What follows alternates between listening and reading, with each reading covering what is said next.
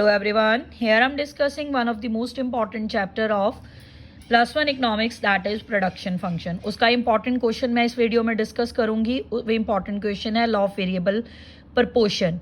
उसके और क्या सिनोनियम्स हैं? Law of returns, law of return two factor, law of return two variable factor, short run law. Discuss the behavior of TP as more and more variable factors are employed with fixed factor. What is the effect of output when only one input is increased and all other are constant?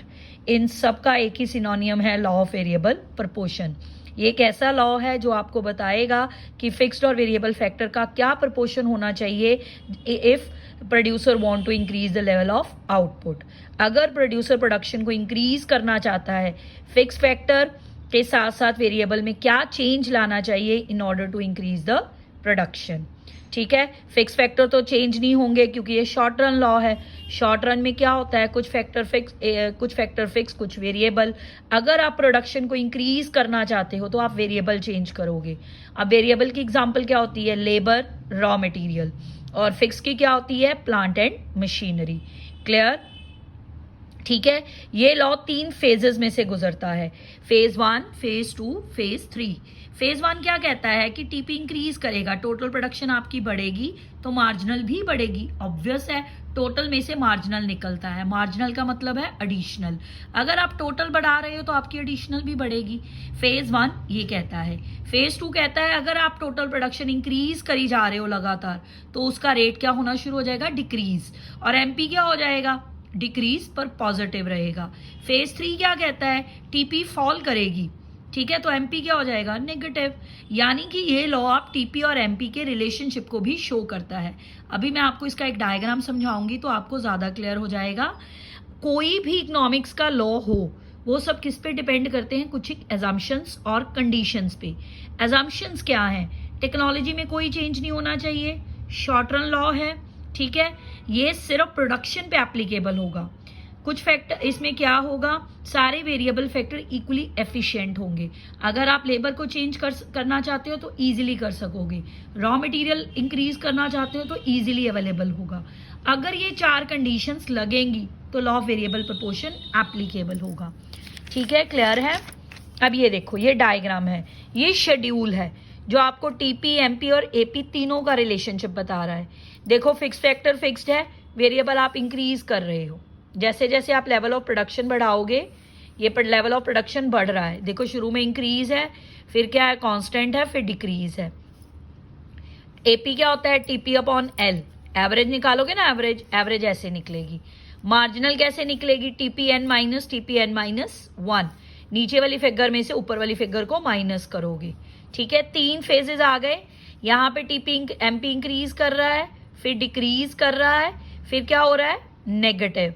अब ध्यान से देखना, ये level of output पे आपका MP क्या है? Maximum. ये पॉइंट ऑफ इन्फ्लेक्शन होता है जिसपे टीपी आपका इंक्रीज करता है और एमपी आपका मैक्सिमम होता है। ये देखो, नीचे ये डायग्राम है, ये शेड्यूल के अकॉर्डिंगली बना हुआ है। टीपी की ये शेप है, जो ये पॉइंट है, this point is known as point of inflection. इस पे एक बहुत इंपॉर्टेंट क्वेश्चन है, मैक्सिमम टाइम पेपर में आता है कि जब पॉइंट ऑफ इन्फ्लेक्शन पे एमपी क्या होता है? एमपी क्या होता है? मैक्सिमम। टीपी क्या होता है? इंक्रीज करता है। ये होता क्या पॉइंट ऑफ इन्फ्लेक्शन? ये आपकी कर्वेचर बताएगा, यानी कि टीपी के कर्व को बताएगा कि पहले टीपी इंक्रीज करता है, फिर कांस्टेंट होता है, फिर डिक्रीज हो जाता है with the level of output. ठीक है, और एमपी जहाँ इस पॉइंट पे क्या होता है? मैक्सिमम। ये टीपी, एमपी और एपी का रिलेशनशिप है। 3 स्टेजेस होंगी, इंक्रीजिंग, डिक्रीजिंग, नेगेटिव। ये देखो, ये 3 स्टेजेस डिस्कस कर रखी हैं। स्टेज 1 पे टीपी इंक्रीज करेगा, एमपी भी इंक्रीज करेगा और मैक्सिमम हो जाएगा। एपी क्या करेगा? इंक्रीज करेगा, ये भी मैक्सिमम हो जाएगा। ये आप शेड्यूल में भी देख लो। देखो, यहाँ पे ये मैक्सिमम है, ये यहाँ पे, ये यहाँ पे। ठीक है, ये स्टेज 1 है। मगर स्टेज 1 पर कोई भी प्रोड्यूसर नहीं रुकेगा, वो फर्दर प्रोडक्शन करेगा क्योंकि उसके जो वेरिएबल फैक्टर्स हैं वो फुली यूटिलाइज नहीं हुए। ठीक है, अभी तो उसने काम शुरू करा है प्रोडक्शन का। जब जैसे जैसे लेवल ऑफ आउटपुट इंक्रीज होता जाएगा, स्टेजेस भी बढ़ती जाएंगी। अब आ गई स्टेज 2, जिसका नाम है डिक्रीजिंग रिटर्न्स टू फैक्टर। इसमें क्या होता है? टीपी आपका बढ़ेगा, पर डिक्रीजिंग रेट पे, यानी कि एक ऐसी स्टेज है जहां पे प्रोड्यूसर को प्रोडक्शन को स्टॉप कर देना चाहिए, उसने अपने रिसोर्सेज को फुली यूटिलाइज कर लिया है। ठीक है, यहाँ पे टीपी आपका डिक्रीजिंग रेट पर और मैक्सिमम हो जाएगा, यानी कि यहाँ पे स्टॉपेज होना चाहिए, ये आइडल स्टेज है। एमपी डिक्रीज करना शुरू करेगा, फिर जीरो हो जाएगा, एपी तो गिरना ही शुरू हो जाएगा। अगर टीपी गिर रहा है तो एपी भी ऑब्वियस है गिरेगा। ठीक है, एक रैशनल प्रोड्यूसर यहाँ पे अपनी प्रोडक्शन को स्टॉप कर देगा क्योंकि उसकी टोटल प्रोडक्शन मैक्सिमम हो चुकी है, जितने उसने रिसोर्सेज लगाने थे सब यूटिलाइज हो गए। स्टेज 3 नेगेटिव, अगर कोई प्रोड्यूसर यहाँ पे नहीं रुकता, नेक्स्ट स्टेज पे जाना चाहता है तो सब कुछ नेगेटिव हो जाएगा। ठीक है, टीपी भी डिक्लाइन, एमपी नेगेटिव, इसलिए कोई भी फर्म इस स्टेज पे नहीं आना चाहेगी। क्लियर हो गया? कोई भी फर्म इस स्टेज पे नहीं आना चाहेगी, याद रखना। अब देखो एक और इंपॉर्टेंट क्वेश्चन है कि क्यों लॉ ऑफ वेरिएबल के क्या रीजंस हैं कि ये एप्लीकेबल होता है। 3 स्टेजेस बताई, इंक्रीजिंग रिटर्न पहली स्टेज बताई मैंने आपको, उसका रीजन क्या है? आपने फिक्स फैक्टर लगाए हैं, अभी आपने मशीन लगाई है, उसका मैक्सिमम यूज करो। ठीक है, division of labour, her labour को उसकी स्पेशलिटी के अकॉर्डिंगली काम दो। ठीक, फिक्स फैक्टर को आप चेंज नहीं कर सकते, स्मॉलर यूनिट में डिस्ट्रीब्यूट नहीं कर सकते, तो आप किसको चेंज कर सकते हो? वेरिएबल फैक्टर्स को।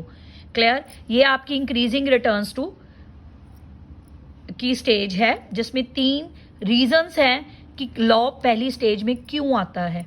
Better utilisation of fix factor, division of labour, indivisibility of fix factor. Clear? अब सेकेंड स्टेज डिक्रीजिंग क्यों होती है? Optimum capacity. जब आप सेकेंड स्टेज पर आओगे तो यह क्या हो जाएगी? मशीनरी पूरी तरह यूटिलाइज हो जाएगी। ठीक है, फिक्स फैक्टर को आप फुली यूटिलाइज कर लोगे और लेबर भी आपने मैक्सिमम लगा ली है। इम्परफेक्ट सब्स्टिट्यूट, अगर बार बार आप फिक्स्ड और वेरिएबल का प्रोपोर्शन चेंज करते रहोगे तो वो क्या बन जाएंगे? एक दूसरे के इम्परफेक्ट सब्स्टिट्यूट। एक लिमिट तक आप लेबर को एक मशीन पर एम्प्लॉय कर सकते हो। ठीक है, बार बार कैपिटल को लेबर के साथ और लेबर को कैपिटल के साथ आप सब्स्टिट्यूट नहीं कर सकते, इसलिए सेकंड स्टेज का नाम दे दिया जाता है decreasing returns two factor. Clear? Third आती है नेगेटिव, ओवर क्राउडिंग। पहला रीजन, अगर प्रोड्यूसर तीसरी स्टेज पर पहुंच गया और उसने एक मशीन पर 5 लेबर काम कर सकती थी, उसने 10 लगा दिए, तो वहां पे क्या हो जाएगा? Over crowd. ठीक है, ओवर क्राउडिंग रीजन है नेगेटिव रिटर्न्स टू फैक्टर का। मैनेजमेंट प्रॉब्लम, एक्सेस लेबर को आप कंट्रोल नहीं कर पाओगे। ठीक है, और एफिशिएंसी भी डिक्रीज होती जाएगी वेरिएबल फैक्टर की, जिसका रिजल्ट क्या होगा? Negative returns. यानी कि ये लॉ कहता है अगर आपने इन 3 स्टेजेस पे ऑपरेट करना है तो सबसे आइडल स्टेज सेकंड स्टेज है। क्लियर? अब ध्यान से देखो, इस डायग्राम को मैं आपको दोबारा दिखाती हूँ। टीपी इंक्रीज करेगा फर्स्ट स्टेज पे इंक्रीजिंग पे, सेकंड पे मैक्सिमम, थर्ड पे डिक्रीजिंग। फर्स्ट की मैंने आपको रीजंस बता दिए हैं कि क्यों ऑपरेट होता है लॉ इस पे, सेकंड पे क्यों रहना चाहता है एक प्रोड्यूसर, और थर्ड पे क्यों नहीं जाना चाहता है एक प्रोड्यूसर। ठीक है, ठीक है, इसके हमने कॉजेस भी कर लिए। ये 3 स्टेजेस हैं जिस पे लॉ ऑपरेट करता है। ये आपको डायग्राम अच्छी तरह आना चाहिए। Each and every concept should be clear, only then you can write in the exam. ठीक है, डायग्राम की शेप मत गलत बनाना, शेड्यूल को लर्न कर लो अच्छी तरह। Very very important question from exam point of view. Thank you very much.